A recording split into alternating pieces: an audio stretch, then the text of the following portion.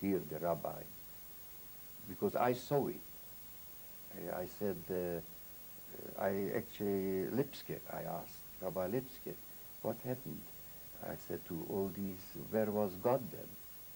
So he said, that wasn't God. That's what he said. In any case, because I saw it, they took all the religious Jews, who were with stram rabbis, and torturing them. They had to walk with bricks, and they were not. They were mostly the Hungarians, the Hungarian police. And then we were there, I would say maybe a week, in this brick factory, and we are taken away. We never knew that where we are going. What were the conditions like in the brick factory? In the brick factory it was very bad. I remember myself as a child, every morning we had to go out and doing all different exercises. We had to clean there. We were lying there on the floor, one after next to each other, on the floor, with children, families, and so on. And you took just whatever you took from the house, because you had to empty your house and just to go whatever you could, some with a suitcase and so on. But it was the brick factory was very bad.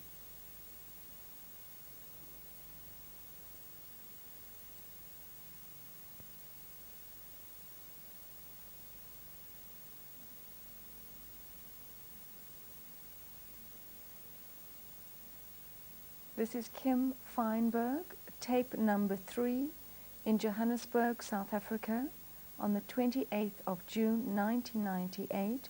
I am interviewing Mr. Willie Ungar. Willie, let's go into the brick factory again. Can you explain a little bit more to me? As I mentioned, we were taken already there, and the brick factory itself, they had actually, I know that because when I went now back in 97, I passed also at Berehova, it was Bereksa, that was also, so most rabbis, they took everybody from all over this part of Czechoslovakia, which was occupied then by the Hungarians. Everybody in every town, they took them to the brick factory, because I passed another town when I passed by car now, and also I was told there, because I stopped at the brick factory, yeah, the Jews were there also. So it's most probably everywhere. It was a terrible situation there in the brick factory, because we didn't have practically nothing. They brought in some food from town, and we were in the hands of the Hungarians. That's what I remember. Everybody was talking. The Hungarians were worse than they called them Nyilas. They had all different names. They are the gendarmes, they were with the hats, the police, and they were very bad to the Jews. And what I remember, being there, maybe I can't remember a few days or a week, and they used to wake us up every morning. We were lying there in this factory, and with the families and everybody in one big room. And every morning they used to take us out. As I say, they used to take especially the religious people, the rabbis. They took them separate, and they had to exercise with bricks, old people and so on, and they were flaking out. I know that I remember as a child watching it, they had to bring water to revive them. And us also, they took us also out, the younger people, also for exercise every morning. We had to go, I remember, 2 bricks to hold and up and down with the bricks, and they were doing all different exercises. And a few people I know that didn't survive there. That's what I understood. And they were telling us that we are going, they will take us to a working camp where everybody will be with the families, and they will work, will help with all different, whoever can cook, whoever can do something will help there. And they took us in the trains. It was the cattle trains. They put everybody in, and we thought we are going in a working camp somewhere in Hungary. That's what they told us. And they took everybody in this, and that was terrible. We went for a few days until we reached Auschwitz. And What were the conditions like in the cattle cars? in the cattle cars, we were together. We were standing there. I mean, it's no sitting, and it was every cart had a, what if you had to go to the toilet? It was a big what's name there? I would say not from plastic, from and if somebody had to go to the toilet, then just people were around it and went to the toilet. That's what happened. And food, I even can't remember if they gave us food. Maybe they gave us when we went on the train, but the train never stopped. We were just traveling and traveling. So I don't think we got food on the train. Maybe we got food when we went onto the train. And that was very smelly there because of the sanitary facilities practically we didn't have. And we were standing there. We were just standing, and if somebody wanted to go to the toilet, as I say, the people were around it. And we traveled and we arrived. We didn't know where we are. As I said, we didn't know where we are going. How did your mother cope with 2 babies? How old were you at that stage, and your little brother and sister? I was 14. I was 14, and the younger, I had a younger sister and a younger brother. The brother must have been maybe 8. He was very young. And my father was also, we were all, and my grannies, all the whole side of the family, of my mother's side of the family went. Because my father's side of the family were already taken long time ago. There's some already, we never heard of them and so on. They were taken long time ago. I got one actually whom I saw just now, one cousin, that means my father's sister's daughter, they were then already, they took the Jews in Slovak part, not in Czech, in the Slovak part already, they were also biggest anti-Semites. You see, the Slovaks. And they took already the Jews long time ago, in the 40s. And I know that my cousin, she was born in the camp. She's in Israel. She was born in the camp. She was born in 41 in the camp. And her father died there. So my auntie survived the camps, with her, with the daughter, but not the husband, not the father. So she came home. She was staying with us. She came afterwards over when we came back from the camp with my father. I came only with my father back, and they came to stay with us. But she was born, and she lost her father. He got some sickness, I think typhus or something, and he died. Willie, do you remember as a child the emotions that were going on in the cattle cars? Your parents? I really, I can't. I was too young then. And your emotion, do you remember how you felt? I was too young. All right, I was very strong. I know that I was very strong in the camp itself. We were, you see, maybe, I think, because I went to this Hebrew school and so on, we were trained a little bit not to be frightened, and I mean, you know, you went through all these things, but still, in the train, it wasn't nice, but I went through worse things. You know, I mean, I'm going back.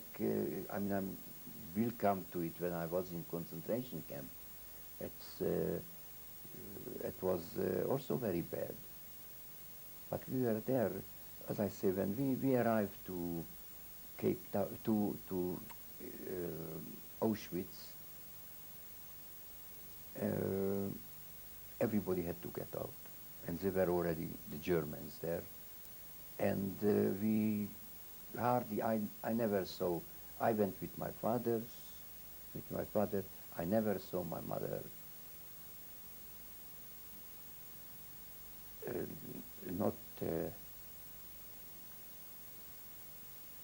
Not my granny. No, but they went separate. They went separate. They completely.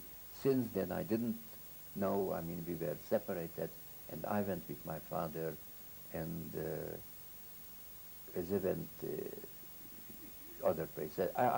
We never knew what happened to them. We never knew, and I went to Auschwitz. I wasn't a long time in Auschwitz. I didn't get the number. We were there. We arrived, and they took us. They changed. We had to go to have a bath, and they gave us the uniforms. I was with my father then, and after a few days, we were there a few days. We didn't know what's happening. Willie, what did they tell you? Were you not concerned being separated from your mother and siblings? Yeah, they told us that we'll meet up. We'll meet up there. They were taken there. The women separate. They will work somewhere there, cooking, doing, and so on. That's what they told us. But I went with my father. We are staying there.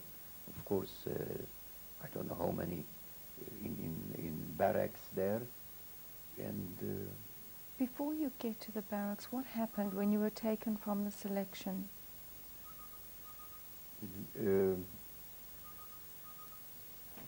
What happened at the selection when we came down from the train? They just took us. Most probably, I even don't know if Mengele was there, or he just separated everybody. And I went with my father, and we went to a barracks, and as I say, they took everything then. We had to leave there, everything. What's names, they shaved us, and we had to have they changed the clothing. What I know, they gave us these what's name, the uniforms, and they gave me a number. Everybody had a number, and we are there practically doing nothing. Practically doing nothing. Did anyone speak to you that had been there for a long time? Did they tell you what had been going on in Auschwitz? The chimneys, anything? No. We never knew. We were completely separated. You see, what I understood afterwards, there were a lot of people who were working in they were in different parts in Auschwitz. You know, they were staying. Mostly with us, what they wanted to do and what they did, they took us in, they wanted us to go to working camps. And that's where they took us. You see, and they tested us if we can do. I mean, I was small, but they tested. And as I mentioned previously, I was very lucky that I already then, as a child, knew about a hammer. I knew a little bit, already jewelry, and that's what saved me, because they tested, us if you are ready to go to a working camp, because then Krupp used to take. I worked for a big factory, Krupp, with my father together. And they tested us. Somebody, I think, from the group came out and tested if you can use your hammer, if you can measure, and so on. And that's how they tested. And some people passed the test, and some didn't pass. What happened to the people who didn't pass? Maybe they took them to the gas chamber, or they stayed there. I don't know. But we passed it, and they took us. I went to Breslau. It was a very big factory which was called Fünfteichen. I was all the time until we had to move. They evacuated us to when we had to walk, when the Russians moved closer and closer to this camp, we had to go. But we knew that there are problems because they were bombing all the time.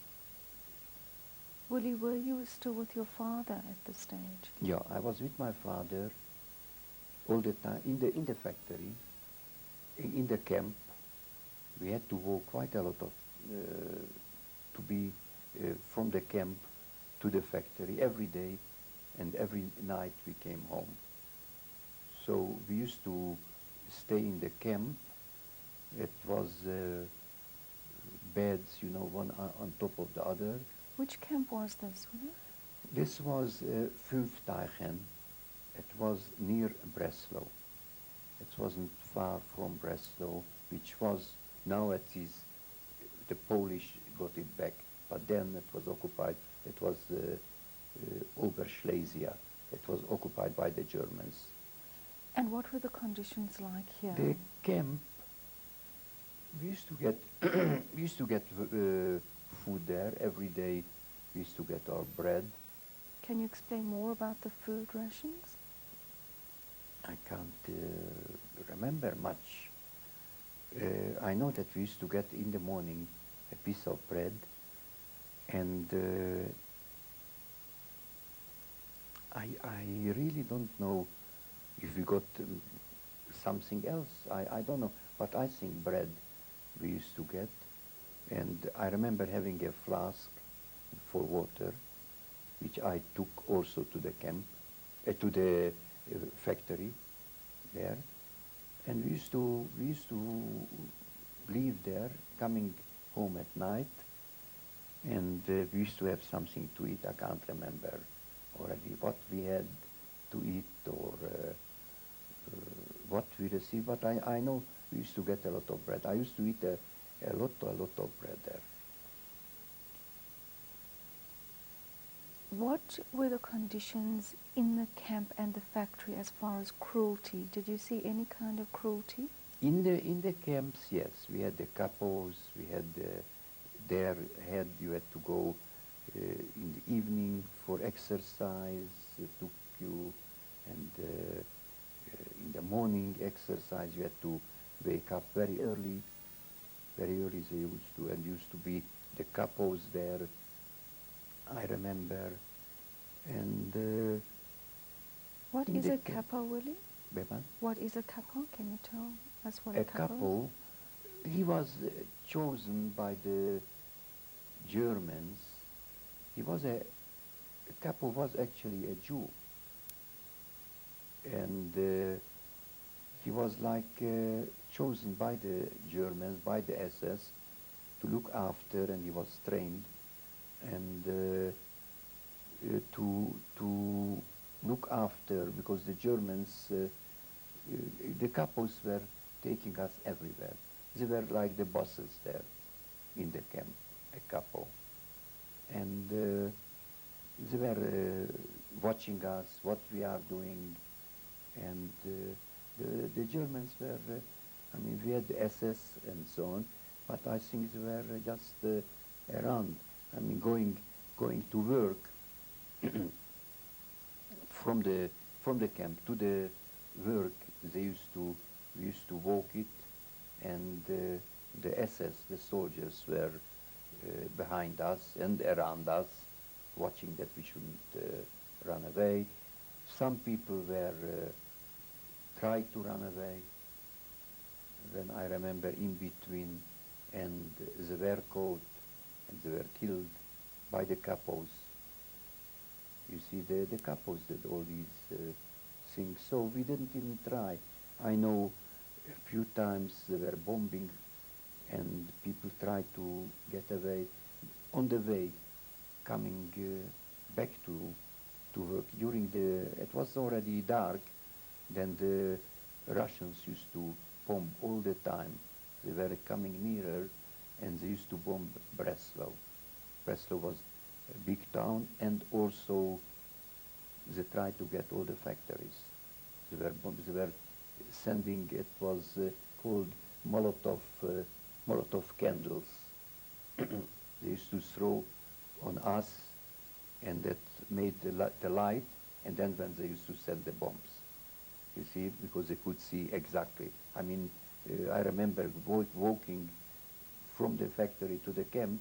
It was everything in light, complete like daylight, and that was in the evening, because the Russians used to send these Molotov lights, and a lot of people tried to run away, because the Russians, the SS, ran also away when the bombs were falling, and people were trying to run away also. And they were always coming back. They counted us, and they saw always one or two missing, so they just choose somebody, the capos, killed just on purposely, to see if you are running away, that's what will happen to you. You see, or they used to hit the people, you know, because they used to count us every day coming back. And it's lately already, a lot of people were running away because it was a turmoil. You know, the soldiers ran also away because the bombs were falling. So a lot of people ran also. Everybody just was running up and down wherever they could. And at the end, when we came back, they were missing people. So they were always, for example, or hanging a few people. It was, they were hanging quite a lot there also in the camp. And that people shouldn't run away. It's in the factory itself. It wasn't bad. I actually I got extra bread. I used to work with Germans there, German workers. I mean, part of the factory. And I used to do even rings then, you know, from steel. I used to file for them, and they used to bring me a little bit of bread, the Germans. What was your job supposed to be other than the rings? What did you? We were all, it was a, what's the name, ammunition factory. They used to do all the, even cannons and all military things they used to do there. I think, what's names, bullets, all machines, all machines. I used to work also on a machine. But as I say, they used to, I remember, my father used to do also some rings. We used to file, you know, they used to bring us from steel round what's them, and we used to shape it. And I used to get, they used to always give me the Germans. They were civilians, the German civilians who were working also in the same factory. But what I understood, there were quite a few other factories in this area, because my mother,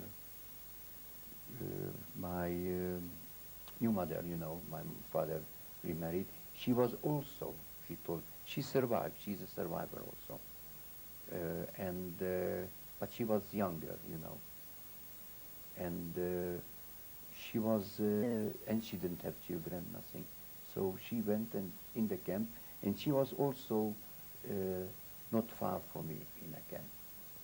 Around Breslau, there were all these big factories there who were producing the Krupp, all the cannons and all the different factories were there. How old were you at this stage, William? 14. I was 14 then. And